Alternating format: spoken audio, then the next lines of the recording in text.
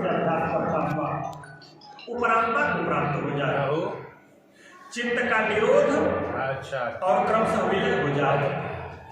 तदनंतर वह धैर्य पूर्वक बुद्धि द्वारा मन को परमात्मा में स्थित करके अन्य कुछ भी चिंतन न करे, निरंतर लग कर पाने का विधान है, किंतु आरंभ में मन लगता नहीं।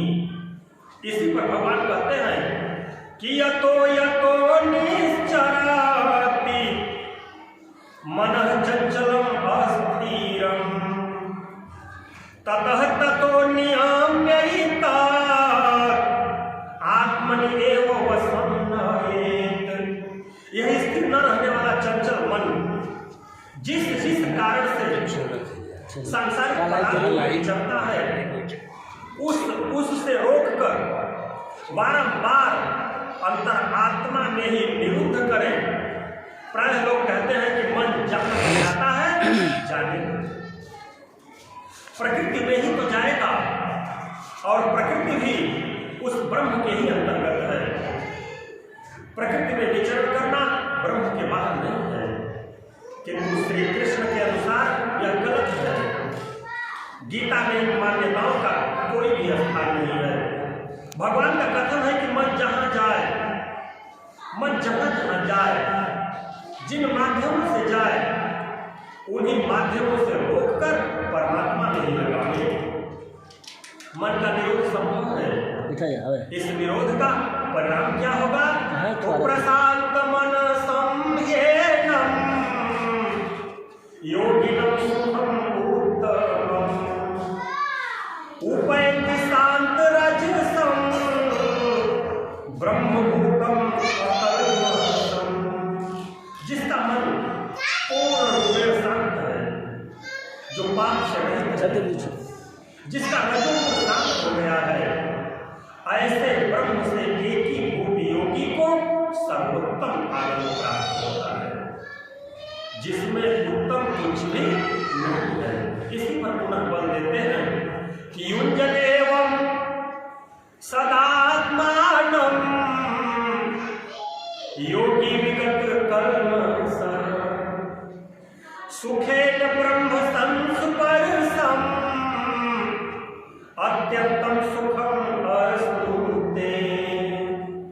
पाप रहित योगी इस प्रकार आत्मा को निरंतर उस परमात्मा में लगाता हुआ सुखपूर्वक पर ब्रह्म परमात्मा की प्राप्ति के अनंत आनंद की अनुभूति करता है।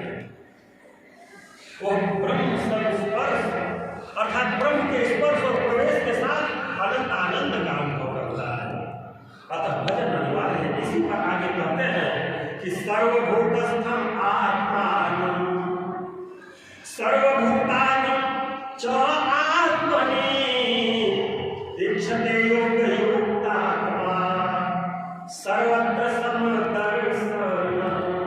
योग के परिणाम से युक्त आत्मा वाला, सब में समभाव से देखने वाला योगी आत्मा को संपूर्ण प्राणियों में व्याप्त देखता है और संपूर्ण भूतों को आत्मा में ही प्रवाहित देखता है। इस प्रकार देखने से लाभ क्या है? तो यो माम पश्यति सर्वत्र,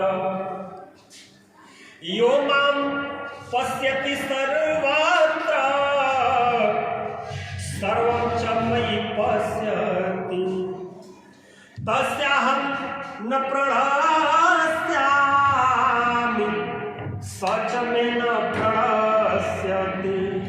जो पुरुष संपूर्ण भूतों में मुझ परमात्मा को देखता है, व्याप्त देखता है, और संपूर्ण भूतों को मुझ परमात्मा के ही अंतर्गत देखता है, उसके लिए मैं अदृश्य नहीं होता हूं और वह मेरे लिए अदृश्य नहीं होता। यह प्रेरक का आमने सामने मिलन है, सख्य भाव है, सामिप्य मुक्ति है। तो सर्वभूत स्थितम यो मां भजति एकत्वम आस्थितः सर्वथा वर्तमानोऽपि स्वयोगी मयि वर्तते। जो पुरुष अनेकता से परे उपयुक्त एकत्व भाव से मुझ परमात्मा वह योगी सब प्रकार के कार्यों में बरतता हुआ भी मेरे में ही बरतता है, क्योंकि मुझे छोड़कर उसके लिए कोई बचा भी तो नहीं, उसका तो सब मिट गया। इसलिए वह अब उठता बैठता जो कुछ भी करता है मेरे संकल्प से करता है। तो आत्मौपमेन सर्वत्र समं पश्यति अर्जुन, सुखम वा यदि वा दुःखम स योगी परमो मतः। हे अर्जुन, जो योगी अपने ही समान संपूर्ण भूतों में सम देखता है, अपने जैसा देखता है, सुख और दुख भी सब में समान देखता है, वह योगी परम श्रेष्ठ माना गया है। जिसका भेदभाव समाप्त हो गया है, ऐसा योगी परम श्रेष्ठ माना गया है। प्रश्न पूरा हुआ। इस पर अर्जुन ने प्रश्न किया। अर्जुन कहता है कि योयम योगः त्वया प्रोक्तः साम्येन मधुसूदन, एतस्याहं न पश्यामि चंचलत्वात् स्थितिं स्थिराम्।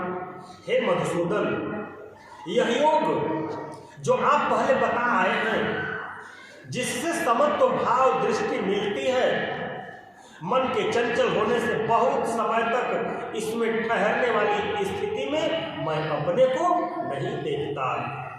तो चंचलम ही मनः कृष्ण, चंचलम ही मनः कृष्ण प्रमादि बलम् तस्याहं निग्रहं मन्ये वायोः इव सुदुष्करम्।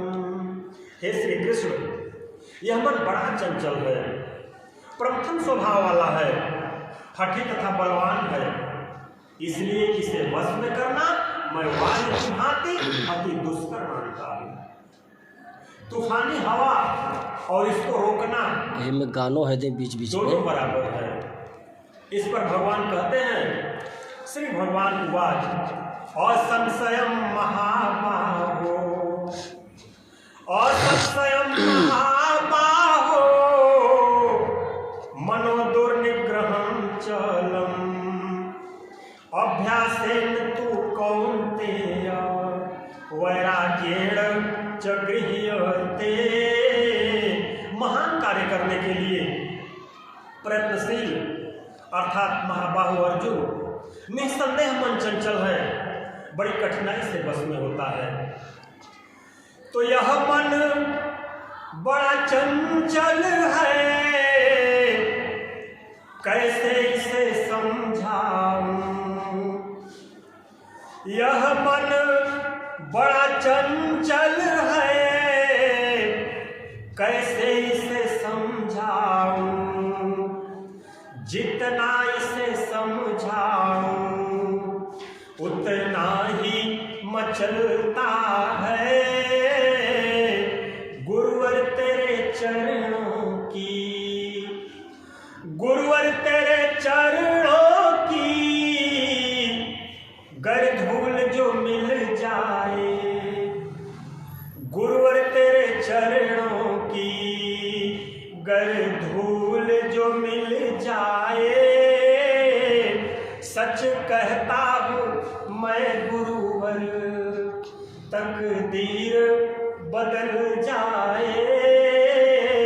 सच कहता हूँ मैं गुरुवर, यह मन बड़ा चंचल है, कैसे इसे समझाऊं। तो यह मन बड़ा चंचल है, बड़ी कठिनाई से बस में होने वाला है, परंतु कौन्तेय यह अभ्यास और वैराग्य के द्वारा वश में होता है। जहाँ चित्त को लगाना है वहाँ स्थिर करने के लिए बार बार प्रयत्न का नाम अभ्यास है, तथा देखी सुनी विषय वस्तु में, संसार या स्वर्गादि भोगों में राग अर्थात लगाव का त्याग वैराग्य है। भगवान कहते हैं कि मन को बस में करना कठिन है, किंतु अभ्यास और वैराग्य के द्वारा यह बस में हो जाता है। तो असंयतात्मना योगो दुष्प्राप इति में मतिः वस्यात्मना तूयतता शक्यो अवाप्तुम उपायतः।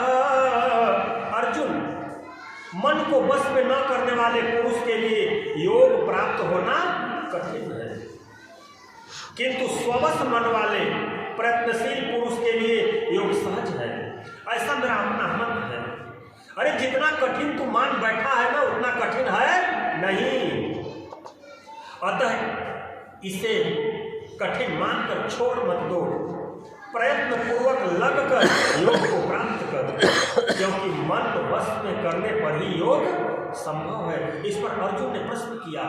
अर्जुन कहता है कि अयतिह श्रद्धयोपेतो योगाचलित मानसः अप्राप्य योग संसिद्धिं कामयति